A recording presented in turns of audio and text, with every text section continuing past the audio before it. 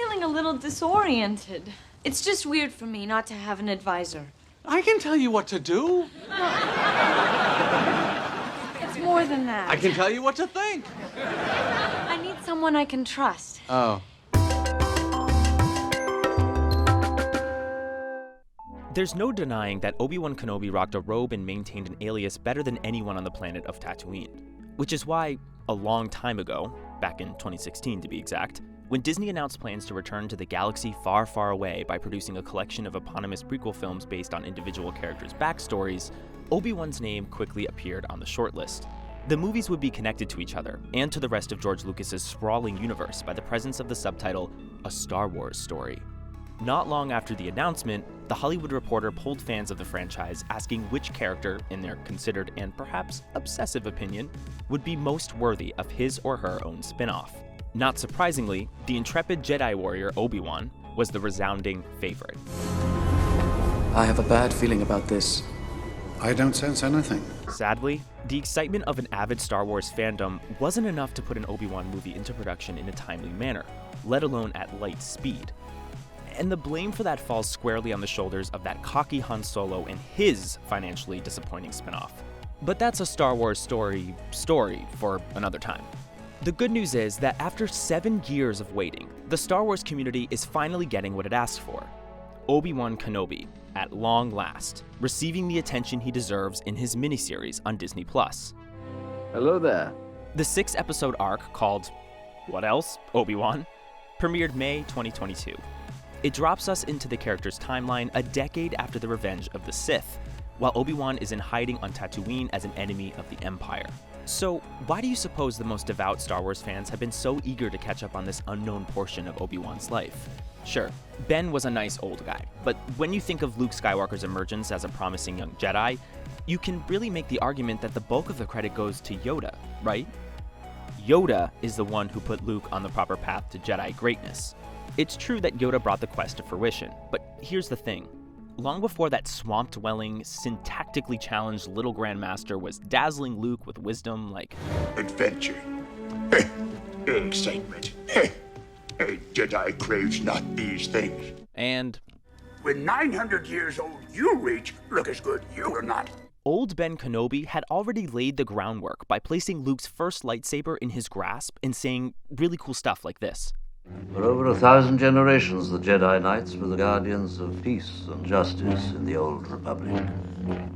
Before the Dark Times. Before the Empire. And this. I felt a great disturbance in the Force, as if millions of voices suddenly cried out in terror and were suddenly silenced. And with a British accent, no less. In our hearts and minds, Obi-Wan was Luke's original mentor, his first advisor in the mysterious ways of the Force and the definitive dangers of the dark side. For legions of Star Wars fans, he set the ultimate example of how to teach Jedi bravery and selflessness back in 1977 when this happened.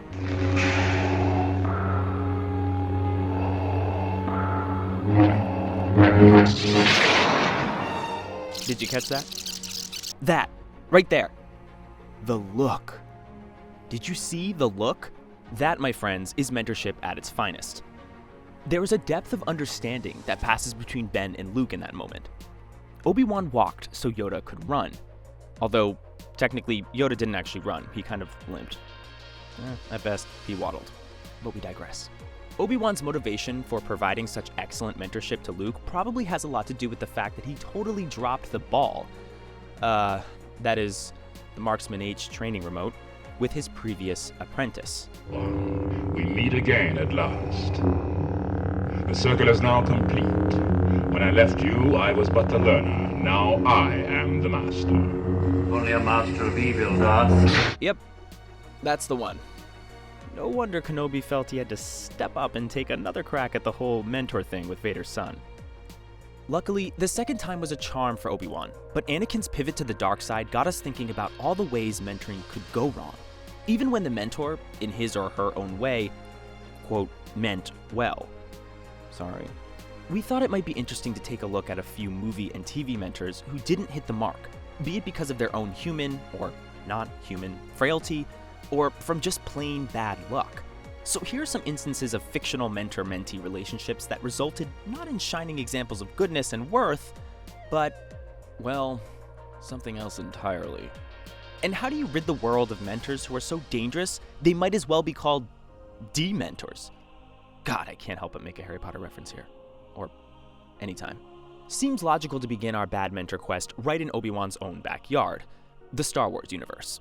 You may remember that when we initially meet Alec Guinness's character in A New Hope, his first order, not to be confused with the first order, of business is to save Luke from the Sand People, in whose ways he is quite knowledgeable.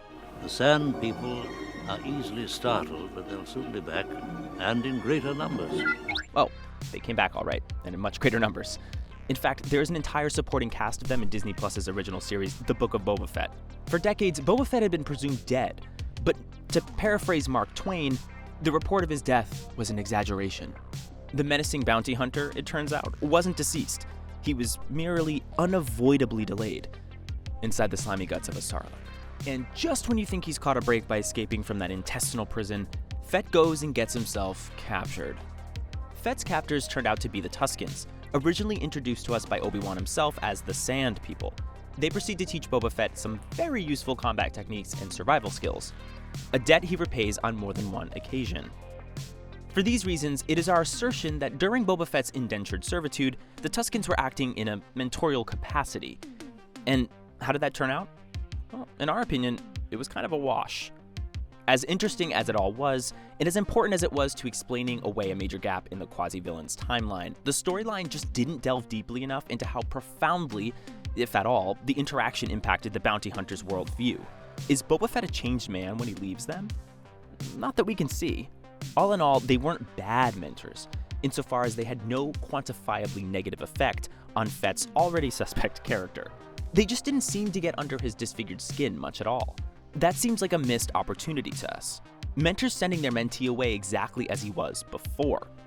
Then what was the point? Talk about lazy. Next time you have the chance to mentor a mysterious and beloved Star Wars character, make it count, will you? I'm a simple man making his way through the galaxy. We now move from outer space to London, England, the setting for Apple TV's addictive breakout hit Ted Lasso.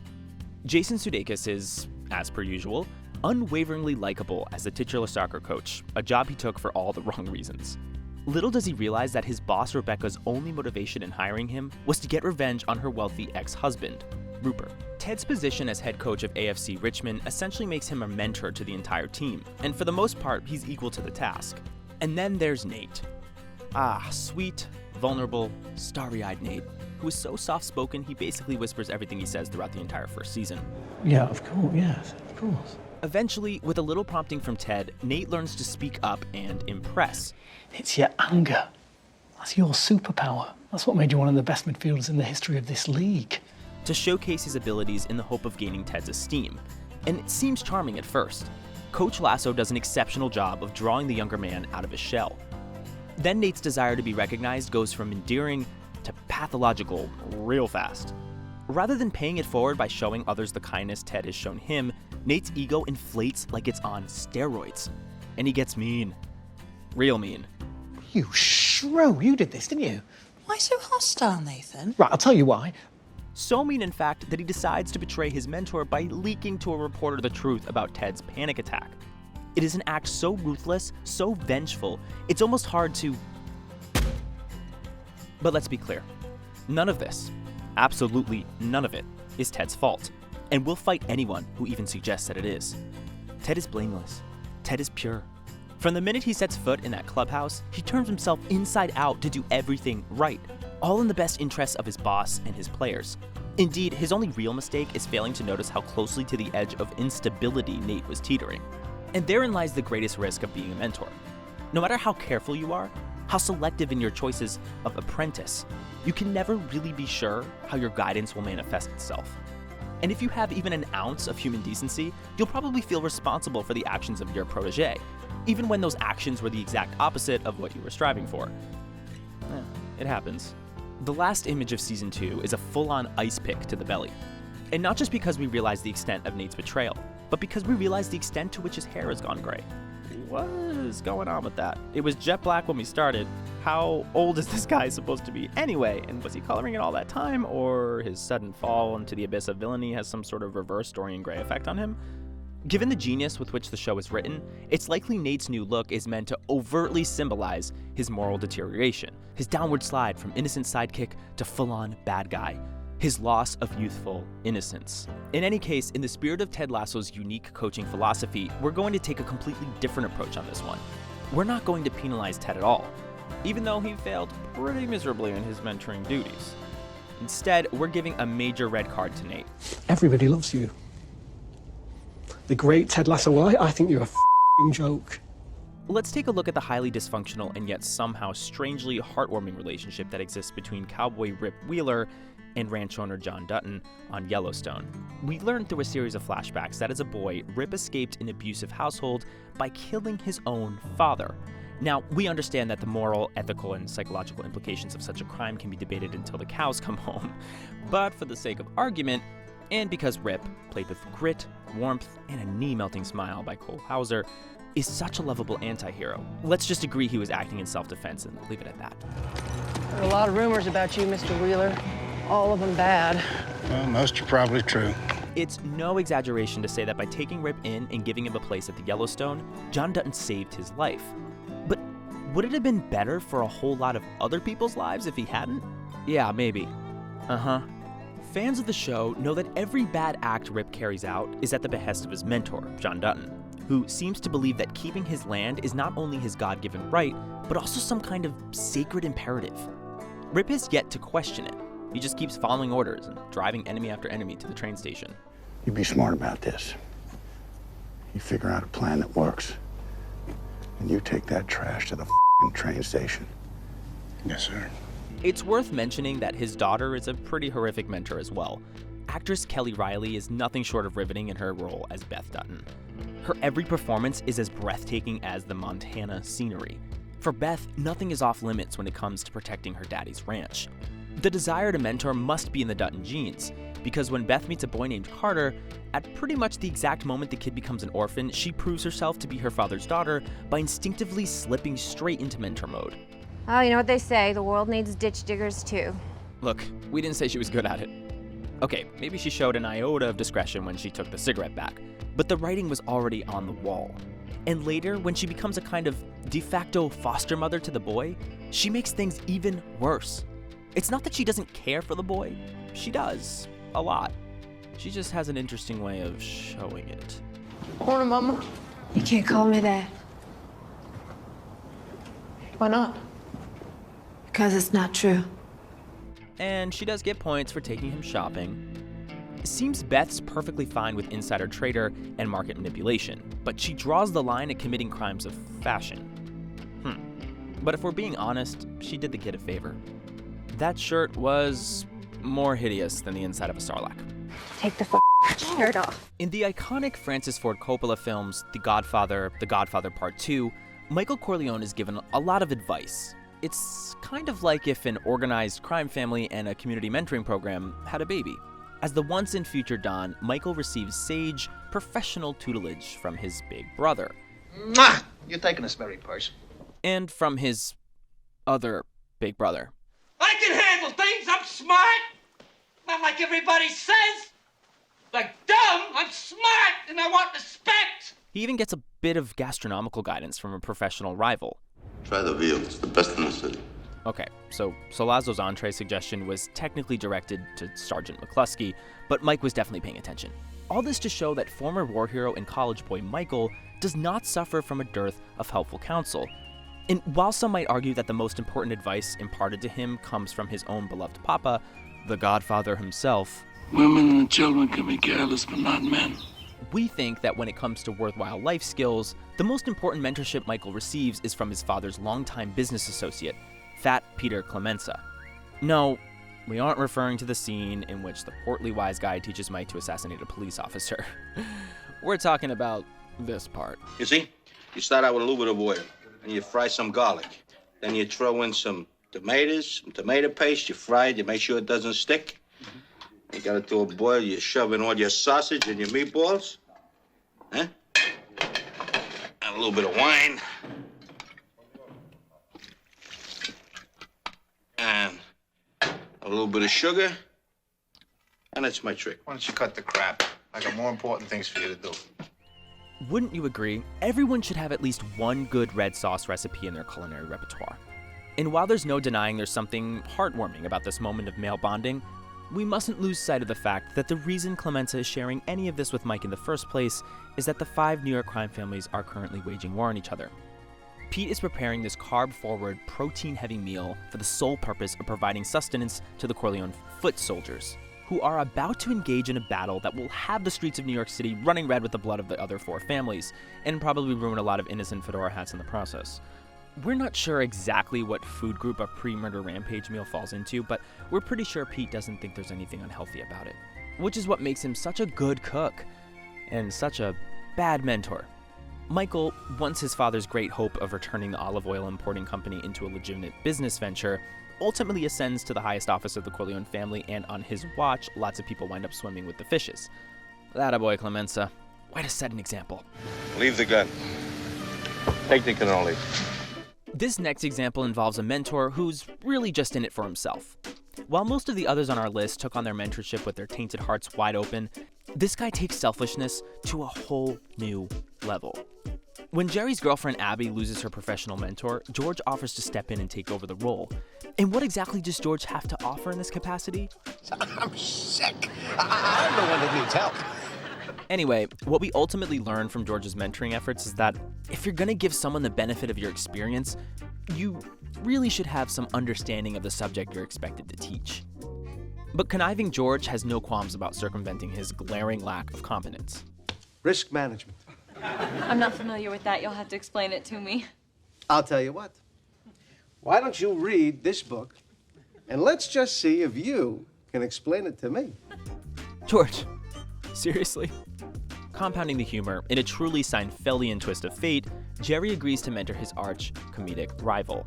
Oh no, it's Kenny Banya. Who's he? Oh, he's this awful comedian. Ultimately, everything goes horribly wrong and Jerry's girlfriend breaks up with him.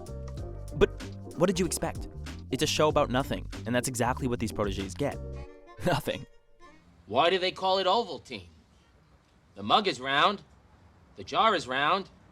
They should call it Roundtine. That's gold, Jerry. Gold!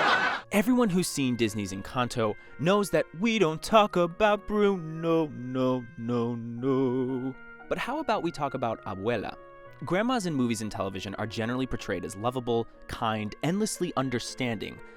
Well, with a few notable exceptions.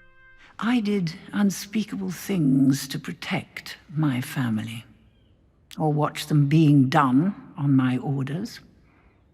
I never lost a night's sleep over them. And while Mirabel's Abuela isn't quite as psychotic as, say, Game of Thrones' Lady Olenna, when it comes to being a kind and supportive mentor, Abuela Alma Madrigal leaves something to be desired. As Encanto begins, the matriarch of this exceptional family gets off to a promising start, preparing little Maribel for her big moment with a gentle smile and warm words of encouragement. Mirabel, who is on the threshold, quite literally, of receiving her magical gift, basks in Abuela's love and confidence, the child's big, brown CGI eyes expressing all the love and hope that flows from her heart. But when the casita fails to bestow a gift upon Maribel, this happens. And later, this happens. I know you want to help, but tonight must go perfectly. The whole town relies on our family, on our gifts. So the best way for some of us to help is to step aside. And this. And whatever you're doing, stop doing it. Abuela has a pretty high opinion of herself and her magical family. Kind of ironic, since like Maribel, Alma herself doesn't have a gift either. But it's a Disney movie, and a fantastic one at that. So, much to everyone's satisfaction, the old gal redeems herself in the end. There's a dramatic montage to remind us that Alma came by her harshness honestly. She was, after all, a young widowed mother of triplets, followed by the character's heartfelt speech. And I was so afraid to lose it that I lost sight of who our miracle was for. And I am so sorry. You never hurt our family, Mirabel. We are broken. Because of me. I'm not crying. No, I'm not crying, you're crying. No, seriously, I'm not crying because apology or no apology, we're sticking to our guns on this one. As Maribel's mentor, Abuela was no bueno. Comprende? I feel like I missed something important. Come on. For fictional mentors, as with real-life ones, it seems that sometimes even the best of intentions wind up paving the road to the dark side. You were the chosen one! It was said that you would destroy the Sith, not join them! Sure, Obi-Wan failed with Anakin, and Luke failed with Kylo Ren. And there's a quote-unquote train station somewhere in Wyoming with a whole bunch of dead cowboys at the bottom of a canyon to attest to John Dutton's ongoing failure with Rip. Intentionally or unintentionally, mentors don't always get it right. But even those who fail can work wonders if given a second chance. Obi-Wan got Luke on the right foot, and Luke managed to turn Rey into one of the most kick-ass Jedis of all time. Our takeaway here is that mentoring isn't an exact science. And maybe, in the end, the important thing is to just be able to say you tried. Do or do not. There is no try.